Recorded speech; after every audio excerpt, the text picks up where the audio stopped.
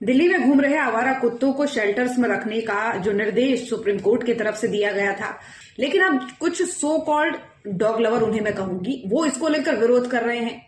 उनका कहना है कि ये उन्हें मौत की सजा देने जैसा है। लेकिन उन लोगों को ये जरूर सुनना चाहिए कि हर रोज कितने डॉग बाइट्स के मामले सामने आते हैं। कभी छोटे छोटे बच्चों को नोच के खा जाते हैं, कभी किसी राह चल रहे अकेले व्यक्ति पर हमला करते हैं, कुत्तों का झुंड हमला करता है। कई बार उनकी जान चली जाती है और कई बार पूरा जीवन दांव पर लग जाता है।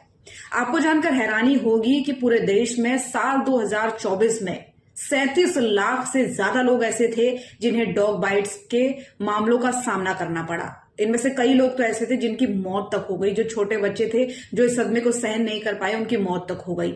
और अकेले अगर मैं चंडीगढ़ की बात करूं तो यहां पर एक साल में 30,000 मामले सामने आए। और देश की 2025 में अगर बात करें तो इन 7 महीनों में 30,000 से ज्यादा मामले आ चुके हैं अभी तक डॉग बाइट्स के।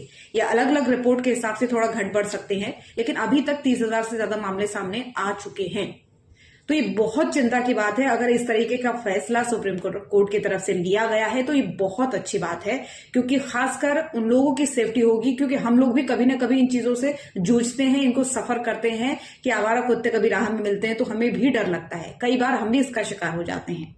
कई बार ऑफिस जा रहे लोग, कई बार स्कूल जा रहे बच्चे, या फिर राह में अकेले चल रहे लोग, दिन दोपहर सुबह शाम कभी भी ऐसे मामले सामने आ जाते हैं। और अगर इस तरीके का फैसला लिया जाता है तो ये बाकायदा बहुत अच्छी बात है।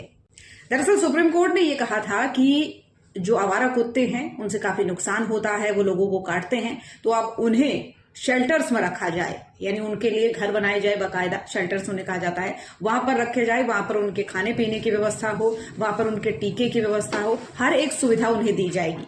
और इसे लेकर बाकायदा ये कहा गया कि 6 से 8 हफ्तों के अंदर 6,000 कुत्तों के रहने का प्रबंध हो जाना चाहिए। यहां तक कि नीदरलैंड की अगर मैं बात करूं तो एक ऐसा देश नीदरलैंड है जहां पर आवारा कुत्ते है ही नहीं, यानी जितने भी कुत्ते हैं सब शेल्टर्स में हैं, और जिन्हें पालना है वो लोग इसे गोद लेते हैं। लेकिन अगर भारत में ऐसा होता है तो बहुत अच्छी बात है, ये शुरुआत है।